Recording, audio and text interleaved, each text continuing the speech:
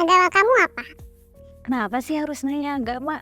Loh, gak apa-apa dong, kan nanya agama doang. Tapi kan nanya agama tuh sensitif. Loh, kenapa sensitif? Kan itu pertanyaan yang biasa aja. Kenapa gak boleh ditanyakan? Kenapa juga gak mau ditanya? Konon katanya nanya tentang agama itu adalah pertanyaan yang erat secara kultural di Indonesia. Agama tuh penting banget ya di konteks budaya kita, karena agama bukan cuma jadi urusan personal antara kita dan Tuhan gitu, tapi bisa jadi keputusan penting dalam level komunal gitu. Ya bisa jadi buat ngajak Jumatan bareng atau ke gereja bareng, atau ya buat kepentingan lain gitu. Konon konflik pernikahan beda agama juga termasuk khas budaya kita gitu. Di belahan dunia lain cinta lintas agama tuh gak masalah. Nah, sebelum lanjut aku mau berterima kasih dulu sama teman-teman yang join membership di channel Forbidden Questions. Means a lot to me, sangat membantu aku untuk bisa produktif konten. Buat yang belum jadi member, kamu bisa dukung channel aku dengan Rp19.000.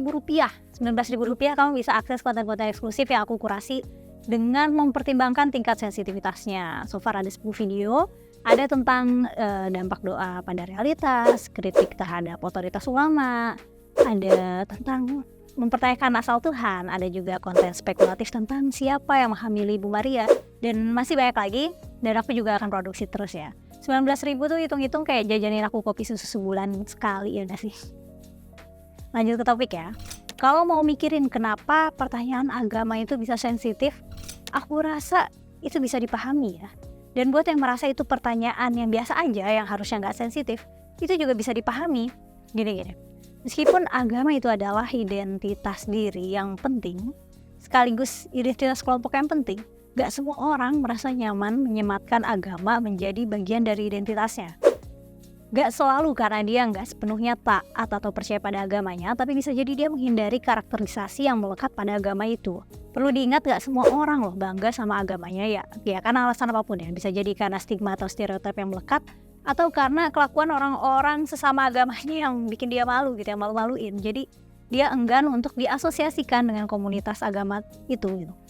Nah, bayangin aja kalau misalnya aku Yahudi sementara lagi terjadi genosida di Palestina sana dan seluruh dunia menyaksikan, aku akan sangat gak nyaman melekatkan Yahudi sebagai identitas diriku, karena karakteristik Yahudi yang melekat akibat konsekuensi tragedi yang sedang berlangsung. Atau bisa jadi juga identitas agama dia apa gitu, tapi dia gak meyakini itu gitu, makanya gak nyaman ditanya agama. Atau bisa juga dia itu bagian dari komunitas agama yang sangat-sangat minoritas, atau bahkan mungkin agama yang belum diakui negara gitu. Jadi nunjukin diri kalau kita beda tuh emang ngasih rasa gak nyaman loh, kayak seolah menyatakan diri bahwa aku tuh bukan bagian dari golongan kamu gitu, gue tuh malu beda gitu.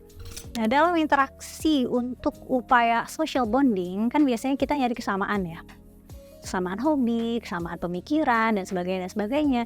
Jadi menyatakan diri kalau agama kita beda tuh kayak kita lagi ngasih garis pembeda yang jelas gitu. Dan wajar kalau itu ngasih rasa was-was, apalagi kalau lawan bicaranya gak familiar sama background kita, atau malah kita takutnya tuh terkenalnya agama kita punya stereotip yang buruk di komunitas agama lain, kan takut dijudge, itu wajar ya. Atau bisa jadi juga dia gak nyaman untuk menyampaikan identitas agamanya karena khawatir terhadap potensi diskriminasi. Ini sangat bisa dimaklumi, apalagi misalnya dia tinggal di daerah yang rawan konflik agama atau pernah punya pengalaman diskriminasi.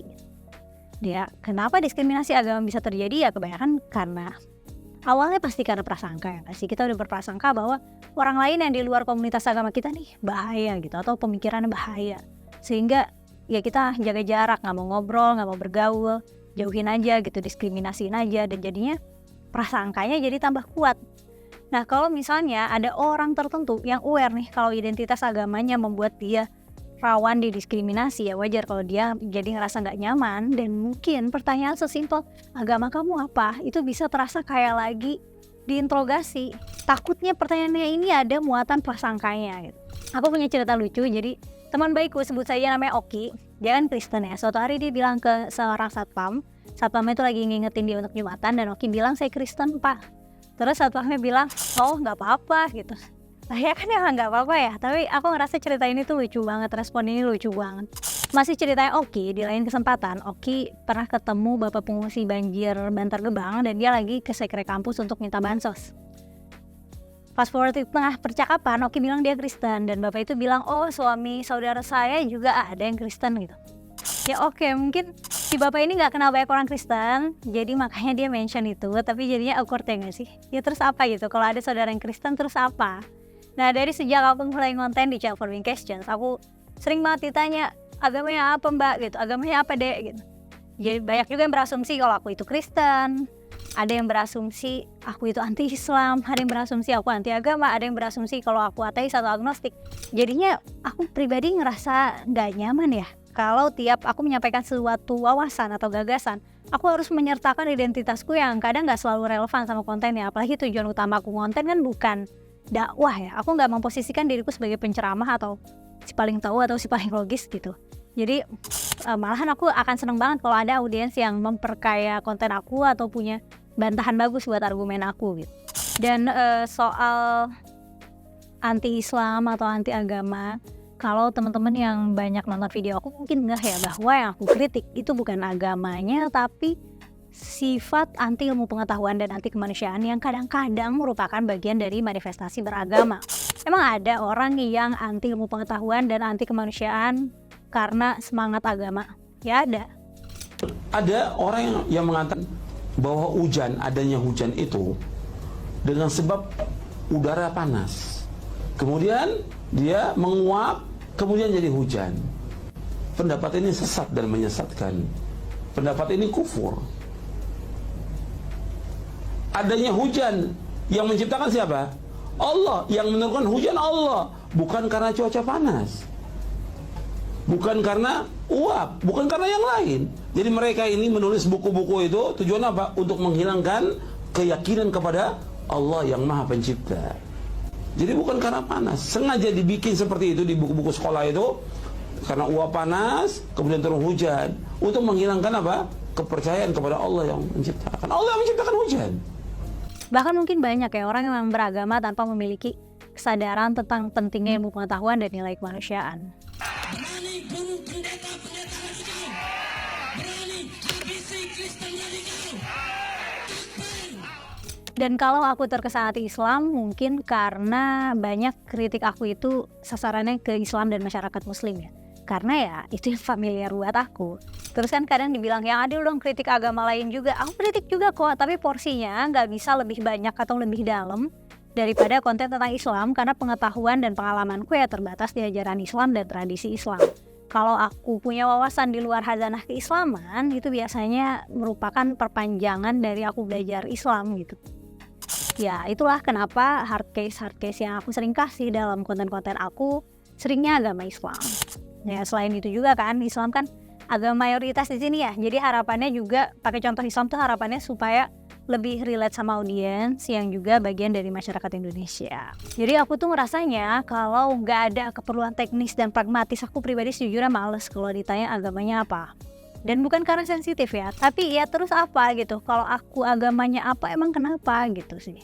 Kalau urusannya sama konten misalnya, apakah misalnya agamaku apa gitu, itu akan mengubah nilai kebenaran atau mengubah level kuatnya argumen aku kan nggak juga. Kalimat-kalimat yang aku sampaikan akan tetap begitu dan aku akan berusaha seobjektif mungkin dan aku memang menghindari favor ideologi tertentu. Intinya value utama yang aku tawarkan di channel ini adalah seeking knowledge and wisdom ya.